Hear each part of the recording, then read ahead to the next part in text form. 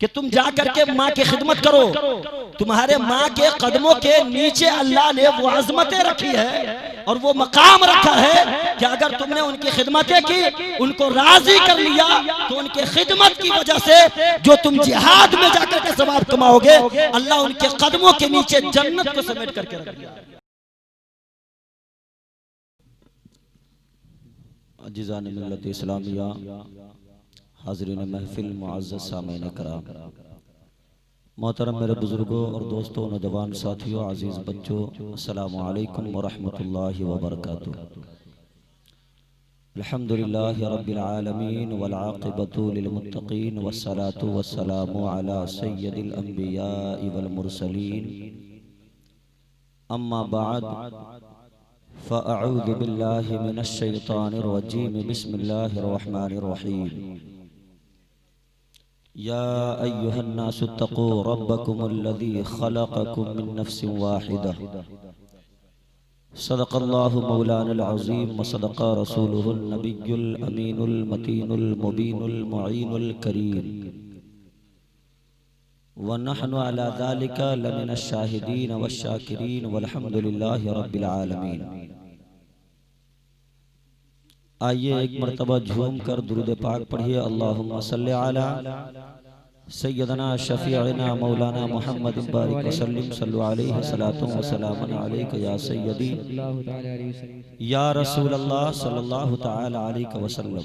हज़रात, ये खूबसूरत नज़ारा जिसे हम और आप अपने माथे की निगाहों से देख रहे हैं, मेरे मोहतरम साथी, दोस्त, अजीज, जिनकी मोहब्बत में आज मैं आपके सामने विदेश से आया हूं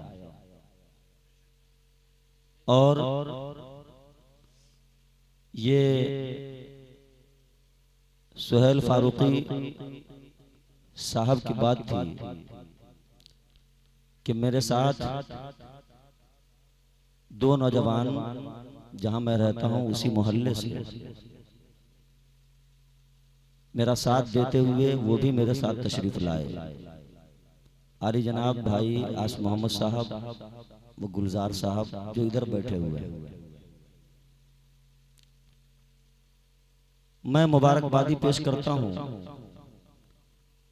कि इन्होंने इतना इंतजाम और इंतजाम किया है।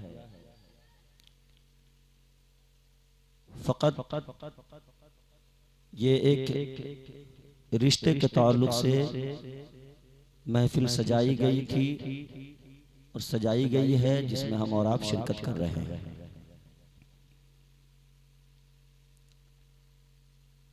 मैंने जिस आयत मुबारका को पढ़ने का शर्फ हासिल किया, उसका तर्जमा आप सुने। अल्लाह फरमाता है, या अय्युहन्नासु तक़ू रब्बकुमुल्लज़ी खलक़कुम मिन नफ्सिन वाहिदा, ऐ लोगो डरो उस परवरदिगार आलम से जिसने तुम्हें एक जान से पैदा किया। ये एक आयत कुरान पाक की ऐसी आयत है जिसे हर खुतबा और हर इमाम खुतबा निकाह में पढ़ते हैं। मैं मुबारकबादी पेश करता हूँ आली जनाब अब्दुल सलाम भाई, जाकिर भाई और फिरोज भाई, जो अभी तक बैठे हुए हैं। यह और बात है कि पीछे हैं, लेकिन इतना जरूर है कि अभी तक ये बैठे हुए हैं। हम जिस महफिल और जिस तकरीब में बैठे हैं, इसकी अहमियत और इसकी फजीलत क्या है, इसकी अहमियत को हम और आप इस पहलू से समझें कि ये रिश्ते जो हमारे माशरे में, हमारे समाज में हैं, ये रिश्ते अल्लाह ने इंसानों के लिए बनाए। ये जो रिश्ते हमारे समाज में हैं, माँ बाप का रिश्ता हो, बाप बेटे का रिश्ता हो, भाई बहन का रिश्ता हो, खाला खालू का रिश्ता हो, ये तमाम रिश्ते अल्लाह ने इंसानों के लिए बनाए हैं। परवरदिगार आलम का इन रिश्तों से कोई ताल्लुक नहीं, वो इन तमाम रिश्तों से पाक है। और वो कैसा पाक है? खुद कुरान में परवरदिगार आलम ने फरमाया, लम यलिद वलम यूलद वलम यकुल लहू कुफुवन अहद। अल्लाह फरमाता है ना तो उसकी कोई औलाद है और ना वो किसी की औलाद और ना उसके बराबरी और जोड़ का कोई। अब आप जरा समझें कि इस रिश्ते की अहमियत कितनी है, इसका तकद्दुस कितना है, इसकी आजमतें कितनी है। मैं आपसे पूछूं कि जरा आप बताइए कि इन रिश्तों में सबसे अहम रिश्ता कौन सा है? तो जाहिर है आप पहली फुर्सत में कहेंगे कि माँ बेटे का रिश्ता ये अहम है, बाप बेटे का रिश्ता ये अहम है और यकीनन अहम है। इसलिए कि एक हदीस मेरे ज़हन में आ रही है, आका फरमाते हैं कि एक सहाबी हुजूर की बारगाह में हाजिर हुए, अर्ज करते हैं या रसूल अल्लाह, मैं जिहाद में जाना चाहता हूँ, इस्लाम की खातिर लड़ना चाहता हूँ, इस्लाम की खातिर अपने गर्दन को कटवाना चाहता हूँ, इस्लाम की तहफ्फुज़ के लिए, इस्लाम की बका के लिए। या रसूल अल्लाह, मैं जिहाद में जाना चाहता हूँ। मेरे आका ने फरमाया क्या तुम्हारे वालिदैन जिंदा हैं? रिश्ता समझा रहा हूँ, रिश्ता। अभी तक आपने ऐसी बातें नहीं सुनी होगी, अभी तक आपने वो बातें सुनी हैं जो शायद आप नहीं समझ पाए। साहबा ने अर्ज किया या रसूल अल्लाह, मैं जिहाद में जाना चाहता हूँ। मेरे आका ने फरमाया तुम्हारे वालिदैन जिंदा हैं? सहाबी अर्ज करते हैं हाँ या रसूल अल्लाह, मेरे वालिदैन जिंदा हैं, मेरी वालिदा बहयात है, वो हयात से है। मेरे आका ने फरमाया तुम्हें जिहाद में जाने की जरूरत नहीं, जा करके वालिदैन की खिदमत करो। ये माँ बाप का मकाम। फिर सहाबी दूसरी जानिब से आए, मेरे आका ने फिर वही जवाब इरशाद फरमाया। फिर सहाबी और दूसरी जानिब से आए, मेरे आका ने वही जवाब इरशाद फरमाया कि तुम जा करके माँ की खिदमत करो। तुम्हारे माँ के कदमों के नीचे अल्लाह ने वो अजमतें रखी है और वो मकाम रखा है कि अगर तुमने उनकी खिदमतें की, उनको राजी कर लिया, तो उनके खिदमत की वजह से जो तुम जिहाद में जाकर के सवाब कमाओगे, अल्लाह उनके कदमों के नीचे जन्नत को समेट करके रख दिया। आप जरा सोचिए, तसव्वुर करें, आप अपने ज़हन को करीब करें। एक सहाबी हैं, वो अर्ज करते हैं या रसूल अल्लाह, मैं जिहाद करना चाहता हूँ, ख्वाहिश है लेकिन जिहाद करने की ताकत नहीं, जिहाद करने की ताकत नहीं है, ख्वाहिश है ताकत नहीं है। मेरे आका ने उस सहाबी को भी वही जुमला इरशाद फरमाया, क्या तुम्हारे वालिदैन जिंदा हैं? सहाबी अर्ज करते हैं हाँ या रसूल अल्लाह, मेरी वालिदा। आका फरमाते हैं तुम घर चले जाओ, जाने के बाद अपने वालिदा के कदमों को चूमो, वालिदैन की खिदमत करो, वालिदा की फरमाबरदारी करो, उनकी दिलजोई करो, उनके साथ हुस्न सुलूक करो। जो तुम जिहाद में जाकर के सवाब कमाओगे, अगर तुमने उनकी खिदमतें की तो अल्लाह तुम्हें घर पे बैठे बैठे हज का सवाब भी अता फरमाएगा, उम्रे का भी सवाब अता फरमाएगा और घर में बैठे बैठे अल्लाह तुम्हें जिहाद का भी सवाब अता फरमाएगा। ये एक माँ और बेटे का रिश्ता इतना अहम है, लेकिन जिस तकरीब की महफिल में हम बैठे हैं, इसकी आजमत कितनी बुलंद है और इसका मकाम कितना ऊंचा है। जरा आप अपने जहन को मेरी तरफ रखें कि सबसे पहले अल्लाह ने हजरत आदम अलैहिस्सलाम को पैदा फरमाया। मुफ्ती साहब किबला, मुफ्ती नूर मोहम्मद साहब, शायर इस्लाम कैसर वैशाली साहब, तवज्जो चाहूंगा। अल्लाह ने सबसे पहले हजरत आदम अलैहिस्सलाम को पैदा फरमाया। हजरत आदम अलैहिस्सलाम से पहले किसी इंसान का वजूद ही नहीं था। हजरत आदम सबसे पहले, कायनात अर्जी के सबसे पहले इंसान, सबसे पहली हस्ती हजरत आदम की जात। हजरत आदम को अल्लाह ने पैदा किया, अल्लाह ने हजरत आदम को जन्नत में रखा। हजरत आदम साल तक जन्नत में जिंदगी गुजारते रहे, जन्नत में आपने जिंदगी गुजारी। तो जाहिर सी बात है हजरत आदम ने तन्हापन महसूस किया होगा, अकेलापन महसूस किया होगा। उसको आप इस मिसाल से समझे, ये रिश्ता जिसके ताल्लुक से हमारे शुएब साहब ने इस महफिल का इनेकाद किया, वो रिश्ता मैं समझा रहा हूँ। हजरत आदम तन्हा थे तो जाहिर है आपने तन्हापन महसूस किया होगा, अकेलापन महसूस किया होगा। उसको आप इस मिसाल से समझे कि आप अपने गांव में बेहतरीन 5 कमरों का मकान बना लो, जिस मकान के अंदर सारा इंतजाम हो, रहने के सारे असबाब व वसाइल मौजूद हो, सारी चीजें हो, आराम के सारे वसाइल मौजूद हो, कोई परेशानी ना हो, लेकिन उस मकान के अंदर रहने वाला आपके साथ कोई आपका बेटा ना हो, कोई आपकी बेटी ना हो, कोई आपका साथी ना हो। सुबह मुलाकात हो, शायर इस्लाम सोहेल फारूकी साहब आपसे पूछ दे कि अब तो आपने बेहतरीन 5 कमरों का मकान बना लिया है, अब तो आपकी जिंदगी अच्छी गुजर रही होगी, अब तो आपको अच्छा लग रहा होगा, तो वो जवाब क्या देता है, हजरत ये 4-5 कमरों का मकान जिसके अंदर सारी चीजें मौजूद है, सारे असबाब व वसाइल मौजूद हैं, लेकिन ये मकान की खूबसूरती तो हमें काटने के लिए देते हैं। इस मकान के अंदर तो हमें उलझने होती है, हमें परेशानियां होती है। क्यों? इसलिए कि मैं तन्हा उस मकान के अंदर रह रहा हूं।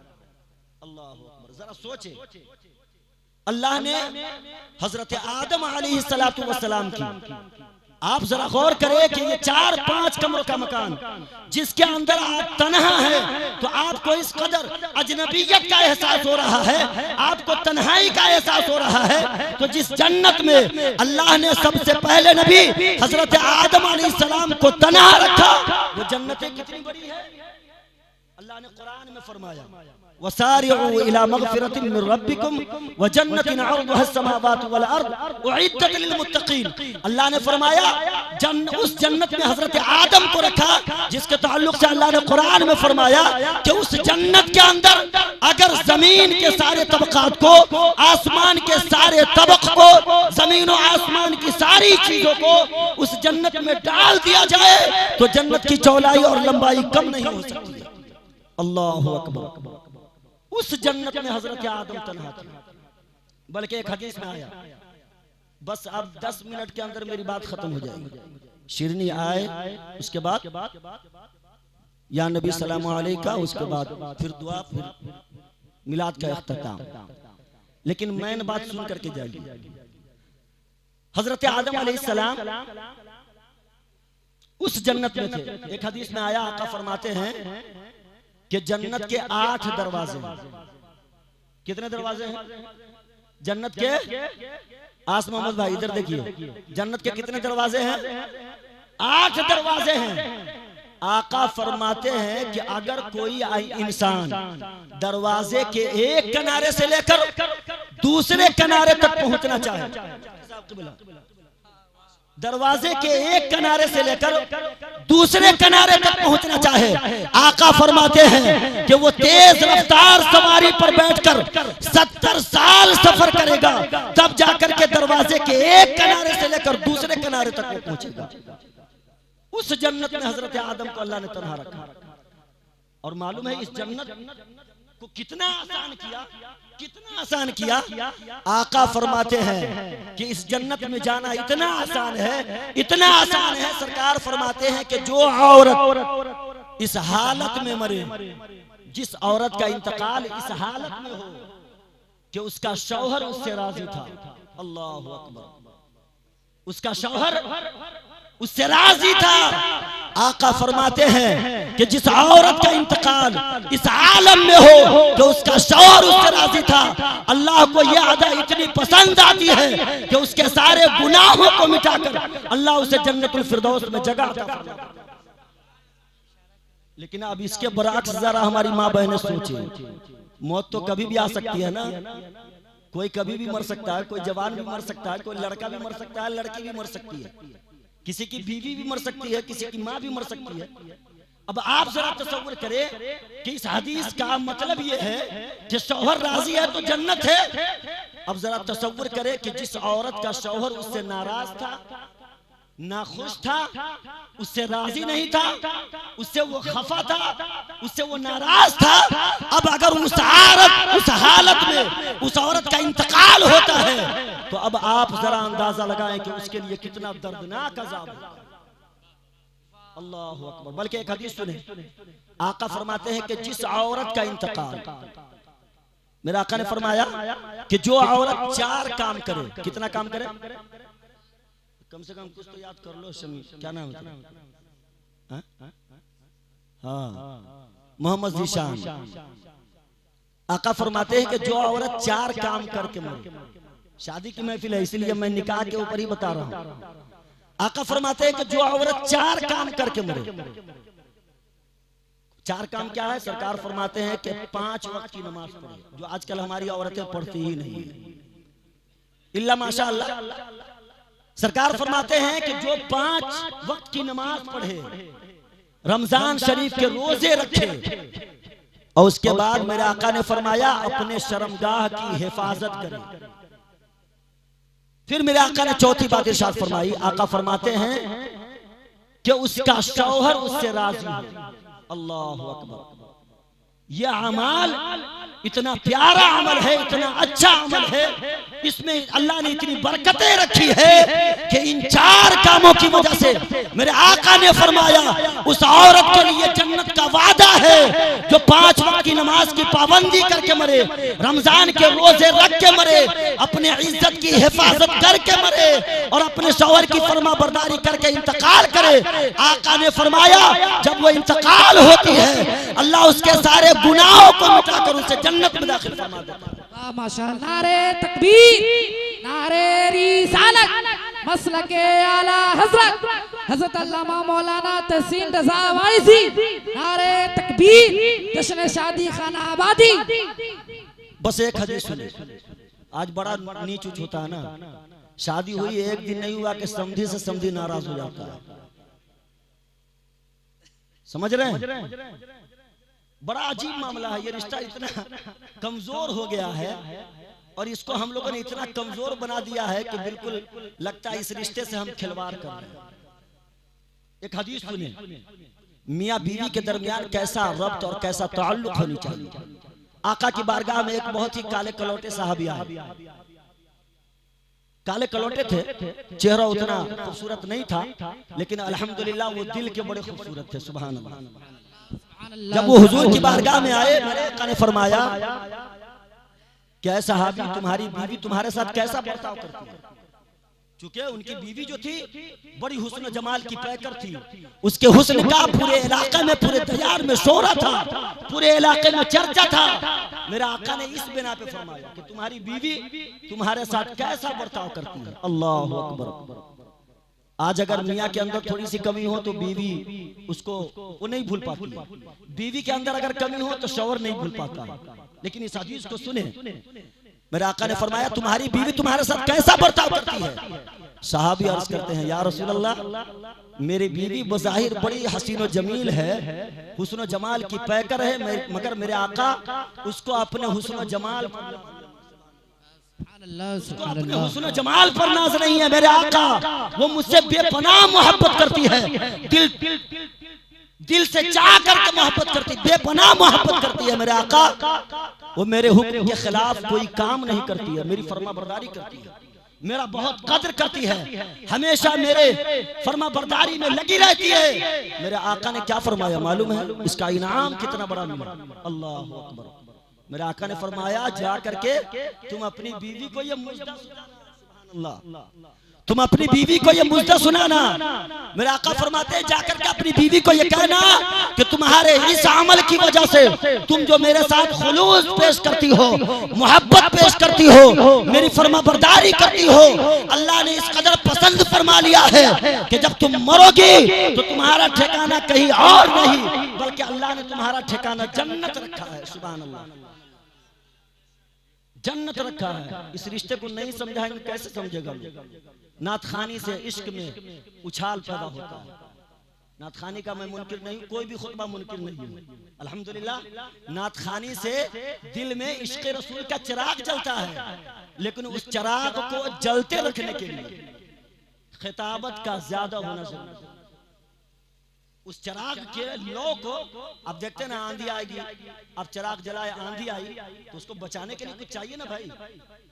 तो नाते रसूल सुनना यकीनन बरकत का काम है, बहुत अजीम काम है, बड़ा अच्छा अमल है। इतना अच्छा अमल है कि मेरे आका ने खुद नाते मुस्तफा सुनकर सहाबा को मेरे आका ने खुद नवाजा, मेरे आका ने नवाजा है भाई। नाते रसूल से इश्क में उछाल पैदा होता है, ईमान में तड़प पैदा होती है, दिल में इश्क़ रसूल का चिराग जलता है, लेकिन उस चिराग को बचाने के लिए खिताबत का होना भी जरूरी है, कौम की इस्लाह भी जरूरी है। नबी का फरमान बेशक हक है। माशाअल्लाह माशाअल्लाह। मैं ये सब बात कहने के, लेकिन ये हमारे सुहेल फारूकी साहब के बड़े अजीज, बड़े मुखलिस और दिल तोड़ करके मोहब्बत करते हैं। मैं ऐसे रास्ते से 40 किलोमीटर सफर करके आया हूँ। मालूम है आपको कि जिस रास्ते में 12 बजे दिन में इंसान जाएगा तो घबराएगा, 12 बजे दिन। लेकिन ये इनका खुलूस, इनकी मोहब्बत और इनकी वो बातें कि चाहे जो हो आपको आना है। मेरी दुआ है कि अल्लाह तबारक व तआला हमें और आपको इस रिश्ते के तक़द्दुस को समझने की मौला तौफीक अता फरमाए।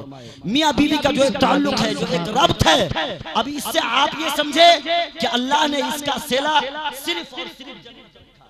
सिर्फ और सिर्फ जन्नत रखा है।